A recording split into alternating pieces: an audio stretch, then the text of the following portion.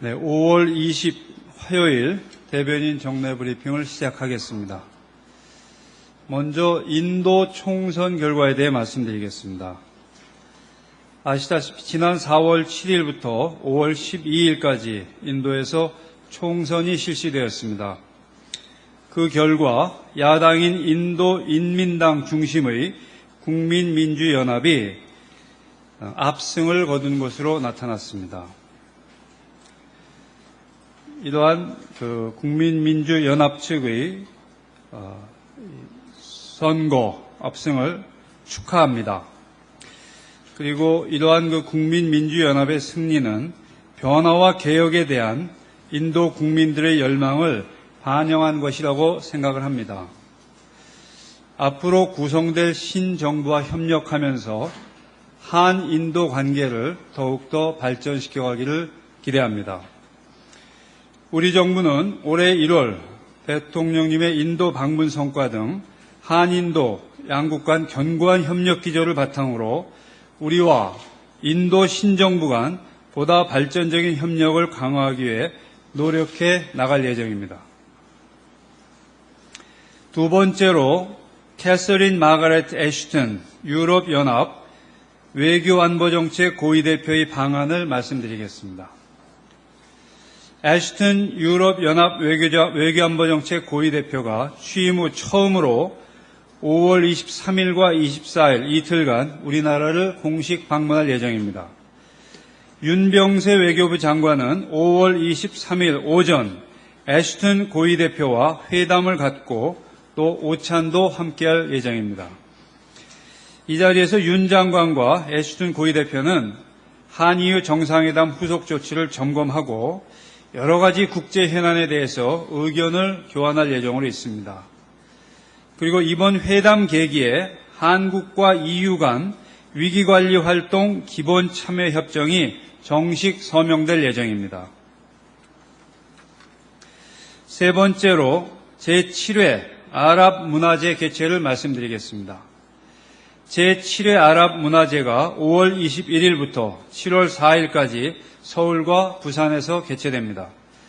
이번 아랍 문화제는 한 아랍 소사이어티가 주관하고 외교부와 한국국제교류재단이 후원합니다.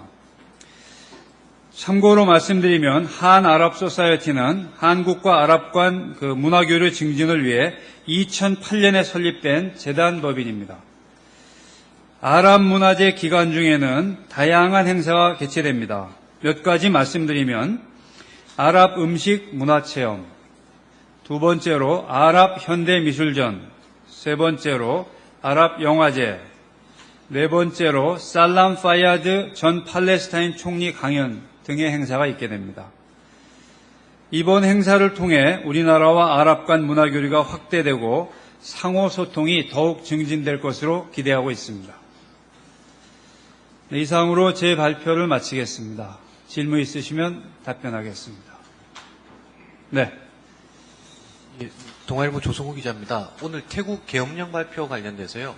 우리 외교부의 입장과 그다음에 교민 안전 관련해서 여행 경보를 조절하시는지 좀 알려주십시오. 네, 우선 태국이 조속히 정치적 안정을 회복하기를 기대하고 있습니다. 그리고 우리 정부로서는 태국 내 상황을 면밀히 주시하고 있습니다.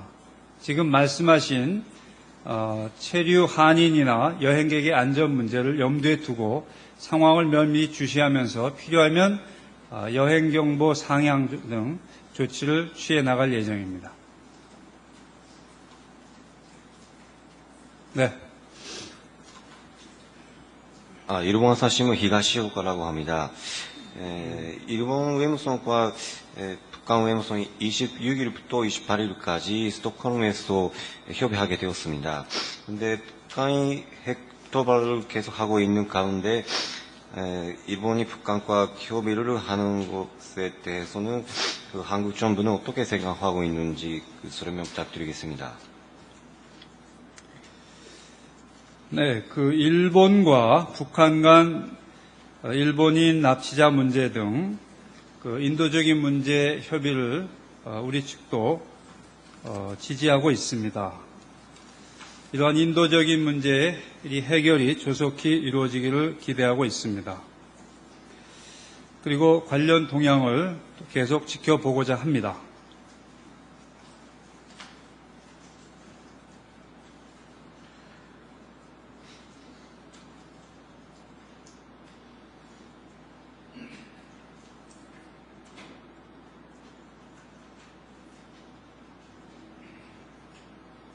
네, 또 질문하시죠.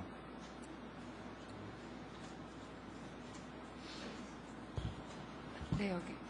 네, YTN의 김미준 기자입니다.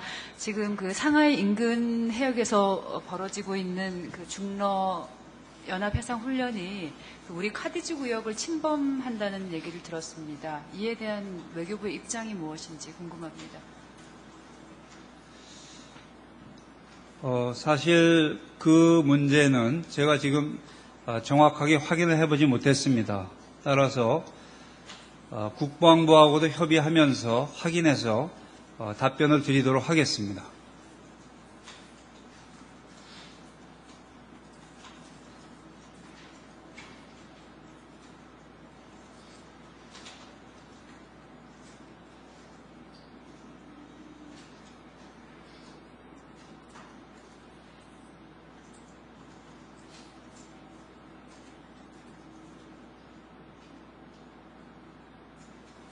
조금 전에 일본 기자께서 일본과 북한 간 그 국장급 협의 관련해 질문을 하셨습니다. 한 가지만 덧붙여서 말씀을 드린다면 우리 정부로서는 일본인 납치 문제 등 일북한 간 협의가 북한 핵 그리고 미사일 문제와 마찬가지로 한미일 간 긴밀한 소통과 협의하에 이루어질 것으로 기대하고 있습니다.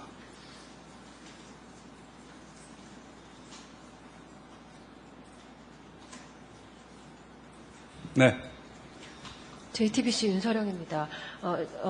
다음 주에 방한하는 왕이 중국 외교부장의 방한과 관련해서 시진핑 주석의 한국 방문 시기와 의제에 대해서 논의를 하게 될 텐데요. 설명을 좀 부탁드립니다. 시기 좀 확정이 되는지 언제쯤 방한할 것으로 지금 구상을 하고 계신지.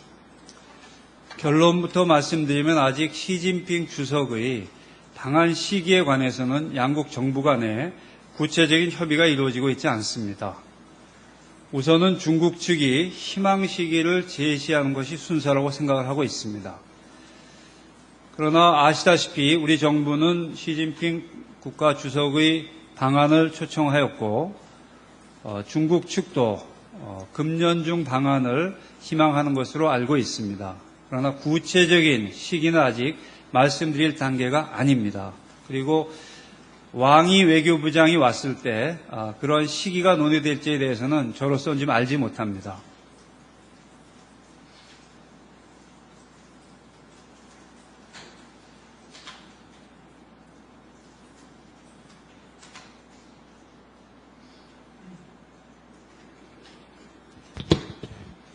MBC 정동욱 기자입니다. 네.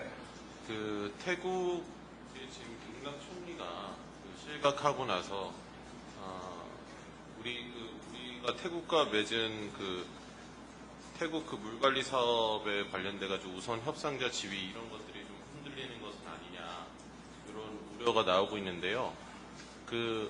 통상적으로 봤을 때 새로운 정부가 들어서더라도 이전 정부와 맺은 어떤 그런 계약들은 국제법상 관례적으로 이렇게 계속 이어지는 것인지 아니면 새롭게 계약을 체결해야 되는 것인지 그걸 여쭙고 싶습니다. 일반론으로 말씀드리면 정부가 체결한 조약은 그 후임 정부가 승계하는 것으로 알고 있습니다. 즉 같은 동일한 국가이기 때문에 국가의 명의로 체결한 조약은 승계하는 것으로 알고 있습니다. 그러나 이러한 경제 프로젝트의 발주 관련한 협의나 이런 것이 조약과 같은 그러한 이 상태, 그런 스테이터스를 유지하는지에 대해서는 조금 생각해 볼 필요가 있다고 봅니다.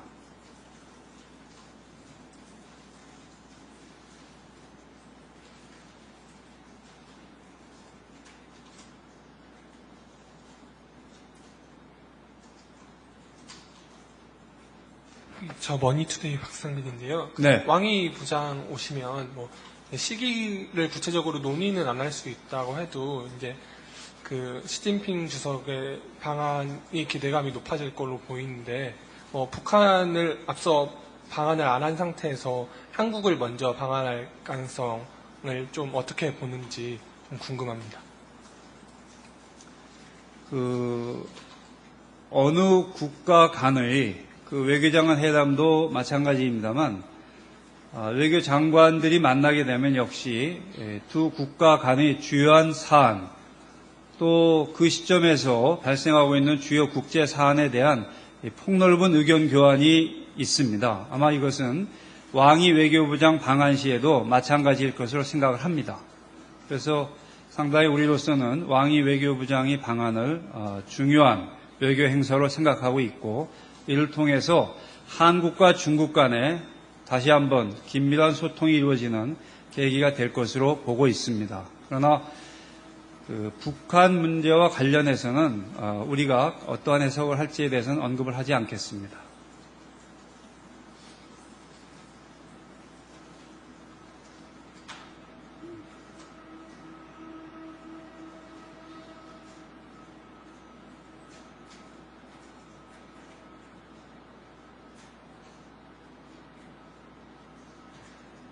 네, 또 질문하시죠.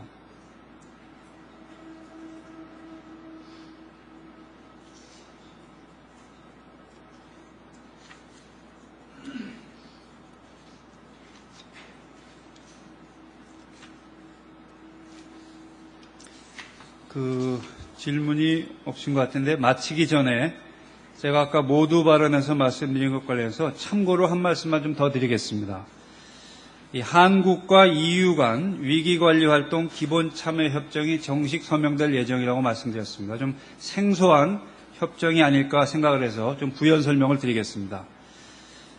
위기관리활동 기본참여협정이라는 것은 EU가 여러 가지 위기관리활동을 하고 있습니다. 이러한 EU가 하는 위기관리활동에 여개국이 참여할 경우에 이런 포괄적인 가이드라인을 담은 것입니다. EU가 하는 위기관리 활동은 예를 들면 평화유지도 있고 해적 퇴치, 인도 지원, 법치 강화 등 여러 가지가 있습니다. 현재 EU는 13개 여개국과 이러한 협정을 이미 체결한 것으로 알고 있습니다. 이상으로 좀 참고로 말씀을 드렸습니다. 더 질문 없으십니까? 네, 다들 바쁘실 텐데 마치겠습니다. 수고하셨습니다.